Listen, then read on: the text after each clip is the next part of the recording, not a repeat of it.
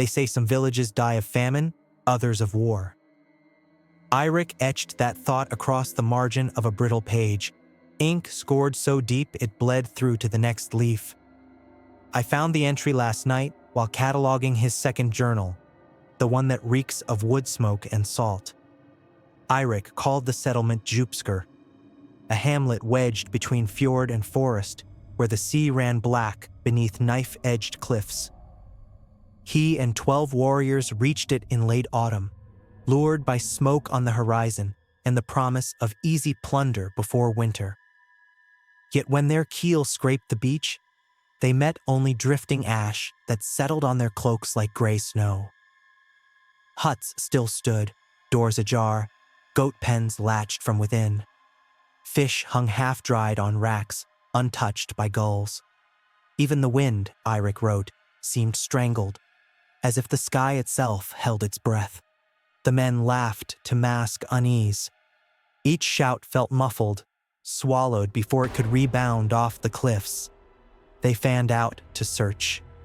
At the well they found a bucket dangling halfway down the rope, water's surface glass still. By the longhouse hearth, a pot of thick stew lay congealed, ladle upright, steam long fled. The pages tremble where Eirik pressed his quill describing the silence, how it rang louder than any storm he'd weathered. Toward dusk he climbed a rise overlooking the fjord. There, carved into granite, glimmered a rune, a spear-shaped tear, glowing dull red like embers beneath ash. When his fingertips brushed the groove, the mark pulsed, and he swore he heard a breath deep as the ocean floor. Eirik stumbled back, but the rune kept breathing, slow and deliberate. He ordered camp on the shore, far from that cliff.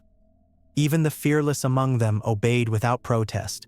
Bravado dissolves quickly in a place that refuses to echo your voice. Twilight bled across the water, and from beneath that still black sheet rose a single note, low and resonant, like a war horn blown in some drowned hall. The sound lingered, refusing to fade, circling under the keelboats. No ripples marred the surface. No wind stirred their fire. Only that impossible horn call and the rune behind them, glowing faintly in the dark. Eirik ended the entry with one line, the ink smeared by a shaky hand. If silence can kill, then sound can summon.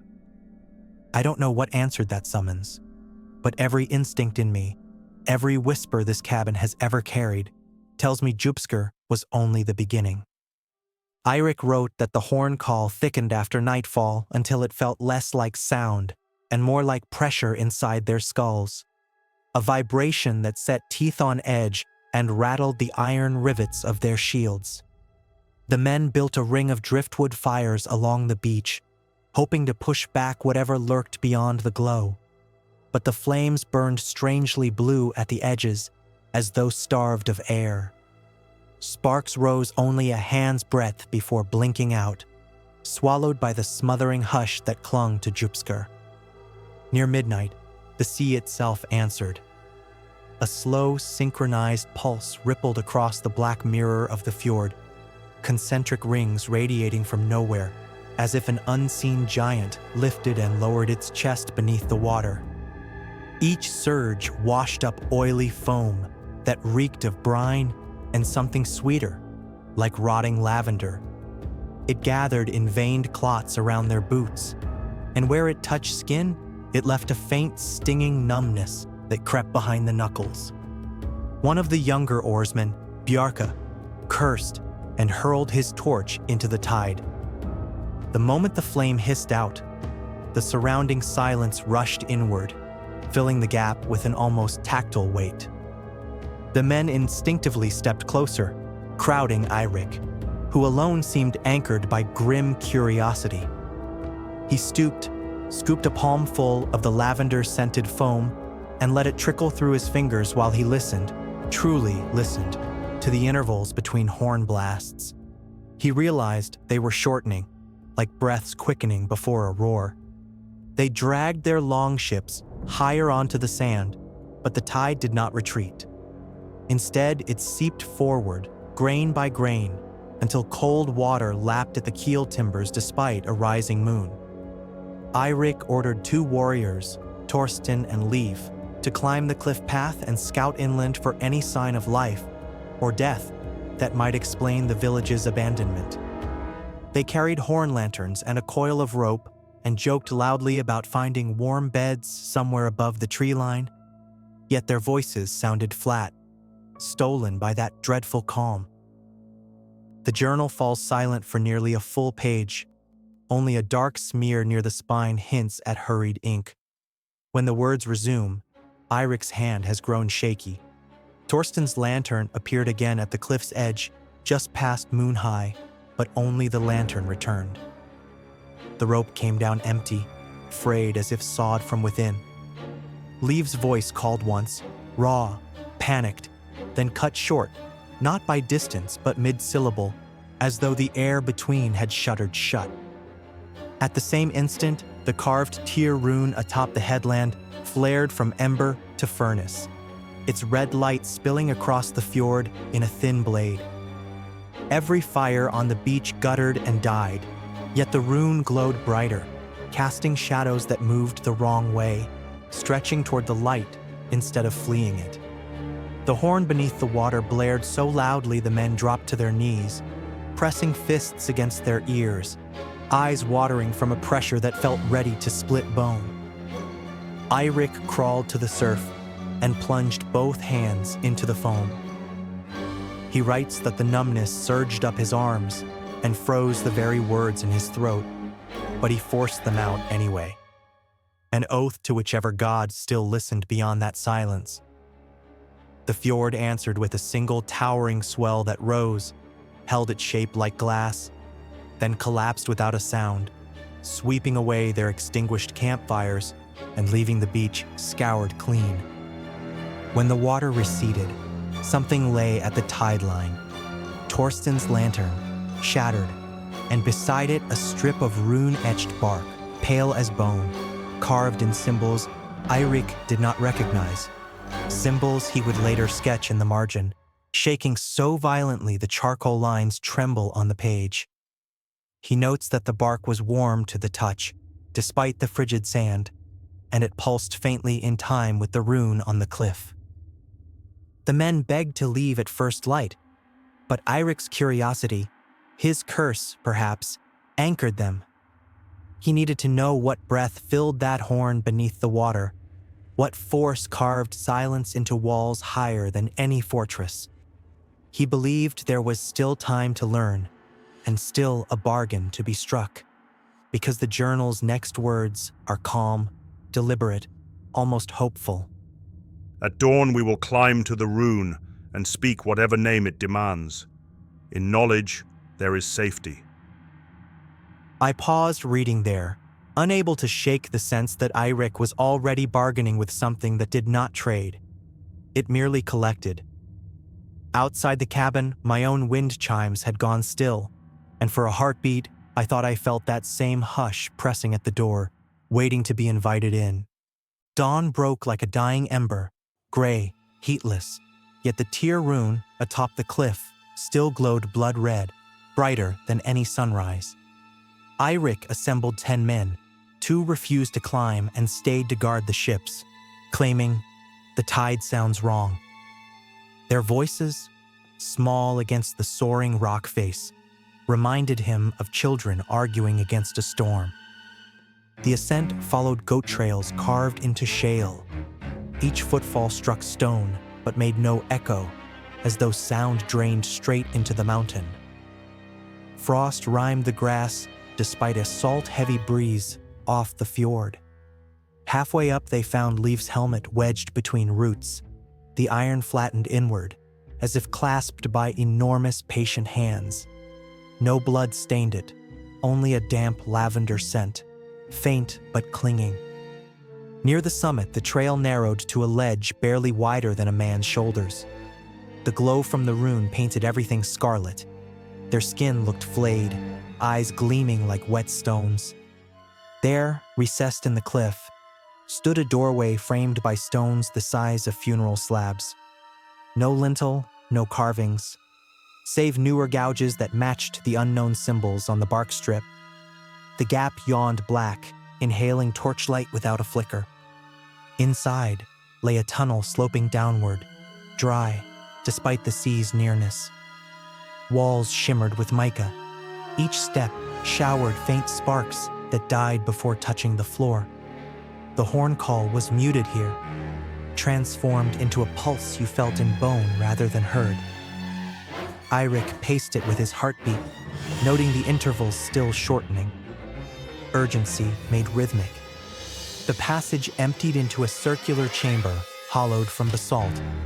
At its center stood a basin cut from the living rock, brimful of perfectly still water that reflected nothing. Even when they leaned close, lantern light vanished beneath the surface as if consumed. Around the basin, 8 stone seats formed a council ring. 7 sat empty. The 8th held what remained of Leave. He was upright, hands on knees, head bowed. Skin porcelain white, veins traced violet beneath. His throat looked untouched, yet his tongue, blackened and brittle, rested in his open palm. Carved into the muscle were those same symbols, sliced with such precision the letters shone through him like ruby glass. Bjarka retched. The sound died an arm span away. Eirik knelt beside Leave, eyes fixed on the tongue rune. He pressed the bark strip against it, the marks aligned perfectly, forming a phrase he could neither read nor forget. He breathed the words once, soft, questioning. The basin answered. Its water convulsed upward in a silent column, twisting itself into the vague shape of a figure cloaked in foam. Where a face might be, the surface rippled outward. Concentric rings of nothingness, pulling vision inward like a whirlpool. The pulse in the walls halted. In the hush that followed, Eirik felt his own heartbeat cease for a single, agonizing instant, as if waiting for permission to continue. The men backed away, but Eirik stood transfixed. A single drop detached from the water figure, hovered, then struck Leave's corpse. Flesh melted like tallow, bones sagging into a puddle that fumed lavender. The water figure extended a limb toward Eirik. No threat in the gesture, merely invitation. And the rune at the cliff above roared back to life, flooding the tunnel with red light. Sound returned all at once. A thunder of rushing tide. The crash of rocks splitting. Screams of gulls overhead, though none had flown since their arrival. Eirik tore free, dragging his men toward daylight. As they fled, each torch guttered out, one after another, until only the rune's glow guided them. Emerging onto the clifftop, they found the sea boiling below, ships bobbing like toys, guards nowhere in sight.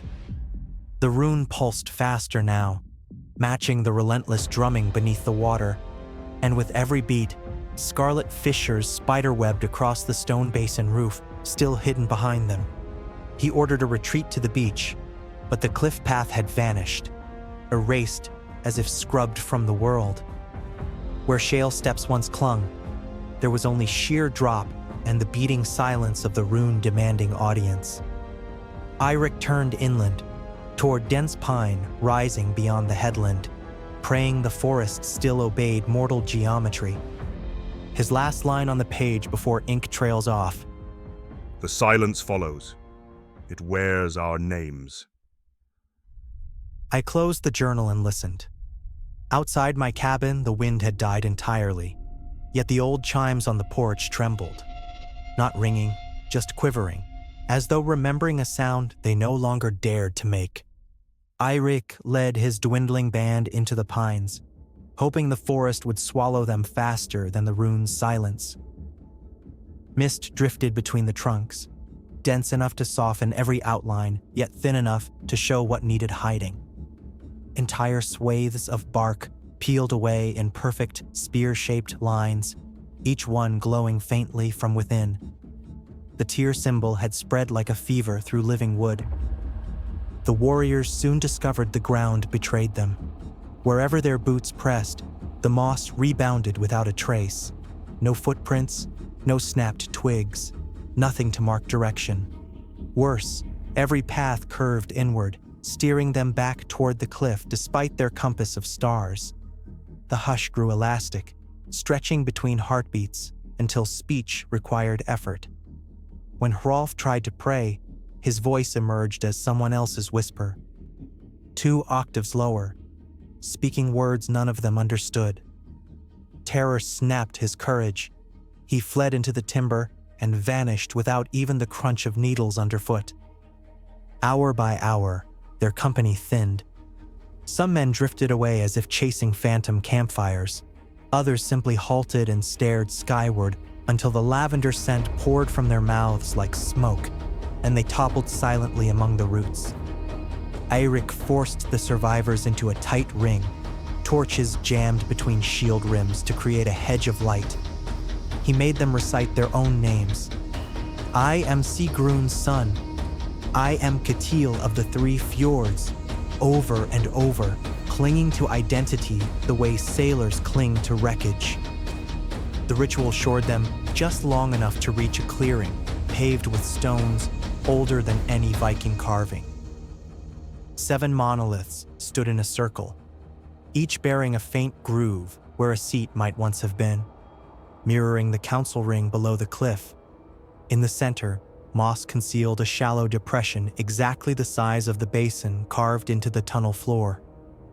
Eirik knelt, brushed aside the green, and found only dry earth. No water, no reflection. Yet when he leaned close, his breath rippled across it as though over glass. A sudden gust swept the clearing, bending pines outward in a perfect sphere. From every direction at once came the undersea horn, now pitched so low the ground vibrated. The men staggered, teeth rattled, torches snapped into blue flame before extinguishing altogether. Darkness fell, but not complete. The monoliths began to glow from within, their runes lighting in sequence until the circle pulsed like a colossal heart. Eirik understood. The rune on the cliff, the basin below, the seats in this forgotten grove, they were pieces of a single engine, and Jupsker nothing more than the shell it wore while sleeping. He thrust the bark strip into the glowing soil and shouted the phrase he had traced upon Leave's tongue. The horn ceased instantly. For one breath, the silence lifted, true silence, filled only by the ragged relief of living men. Then the earth answered with a sigh so ancient, it felt like the exhale of mountains. The clearing dropped, not caved, not split, dropped, as though the world's skin loosened and a deeper layer slid forward. The monoliths sank waist deep, light bleeding upward into a column that swallowed the survivors. Eirik's notes blur here, the charcoal smeared by shaking fingers. They fell, but they did not fall into dark. They fell into memory, and memory kept no ground. When the glow faded, Eirik found himself alone beside the stone circle, torches spent, voices gone. In the basin's hollow lay only his own reflection, no longer mirrored, just staring up from dirt as if from the bottom of an unseen sea. He broke at last, scattering the remaining journal pages across the clearing and striking flint until sparks caught. Flame licked the parchment, but instead of smoke, it released a fine lavender vapor that drifted skyward and hung, unmoving, like a reversed waterfall. Eirik's final line that night reads, I burned the record, yet the air remembers every word. The page edges charred under his quill, and the next begins at dawn, with fewer names, a thinner script, and the runes still pulsing beneath the ground. By the next day's entry, Eirik writes as if speaking through clenched teeth, sentences shortened, ink bitten into the page. At dawn, he counted 5 men alive. By dusk, only 3 walked beside him, and even their names felt brittle in his mouth. The forest paths refused to hold a straight line. Whichever direction they chose curved back toward the sea, forcing them ever nearer the cliff that still throbbed beneath its rune. That night, the trees began to hum. Not a melody, but a resonance. The same submerged horn transposed into living wood. Needles shivered, trunks quivered, and wherever bark had been flayed, the glow bled brighter, beating like hundreds of hidden hearts. Eirik's remaining companions, Bjarka, Ketil, and Old Ulf, dropped to their knees, palms pressed against ears, yet the sound tunneled straight through flesh.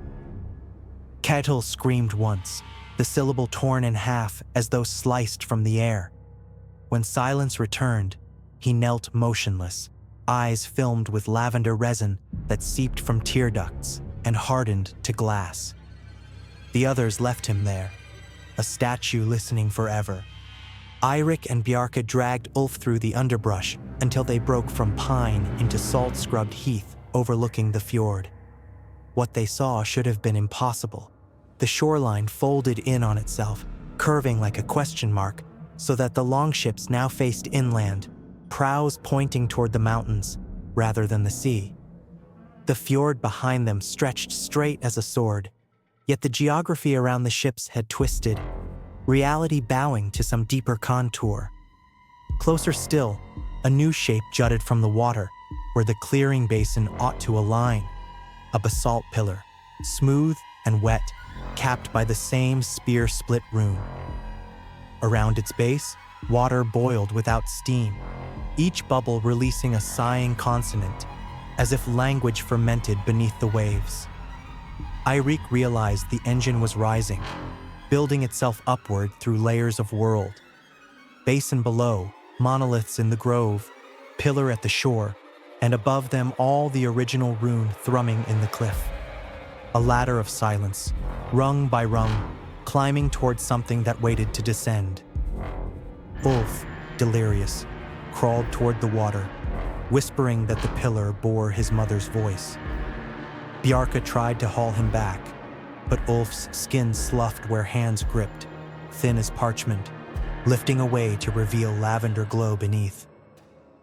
The old warrior begged them to listen. "It only wants what we forget," he gasped, then slipped from Bjarka's grasp and walked into the boiling tide. Where foam touched him, he dissolved into mist, each droplet ringing like a distant bell before vanishing. Bjarka broke then, rage, grief, pure terror. He hurled his axe at the pillar. The moment steel struck stone, every rune in sight flared white-hot, and the fjord inhaled. The water sank a full fathom in a single breath, exposing slick rock ribs along the shore. At their tips, skeletal shapes clung, half coral, half bone, each bearing slit mouths that opened and closed without sound. They turned as one toward Eirik and Bjarka, not hostile, merely expectant, like worshippers awaiting sermon. Eirik felt the hush building again, that terrible vacuum before a storm, but this time he recognized its cadence. It matched the intervals between his own heartbeats. The engine wasn't summoning something distant. It was tuning the world to a resonance already inside every living thing. He understood then why the village died without violence, why sound itself betrayed them. The rune was teaching reality to forget noise, to forget difference, until only a single perfect note remained. He dragged Bjarka away, feet slipping on receding water, and found himself at the mouth of a ravine he'd never seen marked on any chart. Black stone walls rose slick with salt, and deep within, the horn sounded. Not a pulse now, but a full, drawn-out call that made the ravine mouth shimmer like heat haze. Eirik braced himself, stepped forward, and the journal's ink breaks, leaving only a smear where a line might have begun. I lowered the page, throat dry. At that exact moment, a tremor rattled my cabin window, glass I'd replaced just last week. Outside, the forest stood motionless, yet a low vibration pressed through the walls, aligning with my pulse. My wind chimes suddenly chimed a single note, clear and hollow. The sound cut off mid-ring, as though pinched shut. The ravine swallowed Eirik and Bjark in damp twilight, its walls slick with salt, like the gullet of some ancient creature. Each step rang faintly, then faded as the air drank the echo. Ahead, the stone throat widened into a cavern so vast, the torch glow barely scraped its ceiling. At its heart rose a column of water suspended in midair, a living spear that pulsed with the same red light as the cliff rune. Every beat sent ripples through the column, and with each ripple the silence tightened, squeezing breath from lung and thought from mind. Marble platforms circled the water spear, forming tiers like seating in a vanished amphitheater. Upon the lowest tier lay Bjarka's axe, its iron head half melted, runic haft smoldering lavender smoke. Bjarka staggered toward it, muttering that he could still hear Ulf calling from inside the blade. Eirik seized his arm, but Bjarka lurched free, stepping onto the foremost platform. The cavern answered. Thin blades of water sliced outward from the spear like ribs unfolding, each one reflecting nothing, pure absence shaped as glass. They curved around Bjarka, closing with the inevitability of tide. Eirik shouted his comrade's name, but sound slipped past his lips, swallowed before birth. Bjarka raised the damaged axe as if to parry, yet the ribs met without resistance. His outline wavered, split, and folded inward. Man in shadow, dissolving into the column without a ripple. Where Bjarka vanished, a new rune flared along the water spear's length, not Tyr now, but something older, its lines crooked like broken bone reknitted wrong. The pillar brightened, and with that brightness, Eirik felt memories tear loose from his mind, scraps of childhood, the taste of birch sap, his sister's laugh. They drifted toward the spear in glowing threads, weaving themselves into that alien glyph until it throbbed with stolen life. Eirik recoiled, slapped his own temples to anchor thought, then did the unthinkable. He drew his sayax and carved the edges of his palms, letting blood spatter the stone. The crimson drops made sound, tiny hisses that survived the hush, and where each drop struck, the marble cracked, spiderwebbing outward, disrupting the perfect circle. The spear quivered. A resonant moan filled the chamber, first within stone, then within flesh. Eirik pressed his bleeding palms against the cracking marble and bellowed every name he could still recall. His mother's, his drowned war brothers, etched into silence like a blade against cloth. Each name landed like a hammer blow. The circle fragmented, pieces sloughing into the dark below. The water spear shuddered once, twice, then collapsed in on itself, imploding into a whirlpool of mist that roared without sound. In that void, Eirik glimpsed shapes, pale villagers, warriors, nameless figures merging and dividing like clouds, every memory the rune had devoured, swirling in search of form. He cast his blood-slick sayax into the maelstrom. Metal struck something solid. The whirl stuttered, then burst upward in a lavender plume that battered the cavern roof and rained memory ash around him. He fled blind through the ravine, deafened by the surge of silence breaking. Because silence can break, and when it does, it sounds like the earth inhaling fire. He reached the warped shoreline at dawn to find the rune on the cliff dark. Its glow extinguished, the pillar gone. The fjord lay smooth again, but where water met land, new stone bloomed, fresh basalt still steaming, etched in the twisted glyph that had devoured Bjarka. Eirik's entry ends there. The page edge is scorched, the ink blurred as if waterlogged, yet his final line stands clear. I shattered its voice, but its shape remains, buried beneath each name I bled. If anyone reads, carve no sound into stone, only silence will spare you. I closed the journal, blood rushing in my ears. Outside, the chimes were still, yet from beneath the cabin floorboards came a faint drip, steady as a heartbeat, smelling of lavender. One part remains, and I fear finishing it will etch that glyph onto my own tongue. But if I stop, the hush at my door may speak for me. The final journal leaf is half gone, edges singed, ink mottled. But the words that remain feel carved into me as I read.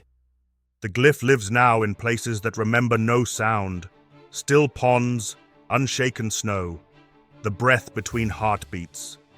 Break mirrors if they speak, salt every threshold, and when the silence settles, hold your name like a weapon.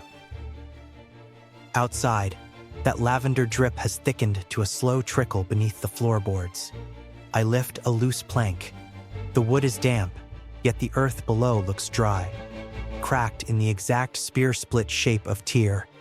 Each fissure exhales a hush that swallows the creak of the boards, the hum of the cabin lights, even the crackle of the old hearth's embers. Above me, the wind chimes hang motionless, but their shadows stretch toward the rune as though drawn by unseen tide. I fetch a hammer, intent on sealing the gap, but the moment iron meets plank, the hush tightens, an invisible wire around my throat. A drop of moisture splashes the hammerhead and hisses like quenched steel. Where it lands, the metal dulls, pitted with symbols too small for any chisel.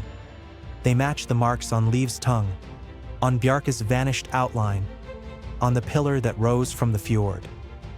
The silence presses harder. My heartbeat staggers, then aligns with a slow, distant pulse echoing through the soil. It isn't coming from outside. It's resonating in my own bones. I remember Eirik's warning, carve no sound into stone, and realize I've done something worse. I've spoken his story aloud, etching it into every listener's mind. Words are softer than stone, yet they spread further and hold longer. If the glyph feeds on memory, I've just fed it a feast. The hush slackens, as if satisfied, then recedes below the floorboards. The lavender seep vanishes, leaving only the faint scent of wilted flowers. For now, the cabin breathes again. I nail the planks shut anyway. Then I lock the journal away, seal it in salt, and pray that sharing this account hasn't granted the engine a new rung to climb. But as I finish these words, my recording monitor flickers, and in the dead air between ticks of the clock, I hear a single hollow note, low, patient, waiting to be remembered. Some silences aren't emptiness, they're invitations. If this story left you with a lingering chill, be sure to hit the like button, subscribe, and turn on notifications so you never miss a story from Eirik's journal. And tell me, if a forgotten name began whispering beneath your floorboards, would you dare answer? Let me know in the comments below. Thanks for watching Cabin of Whispers. See you next time.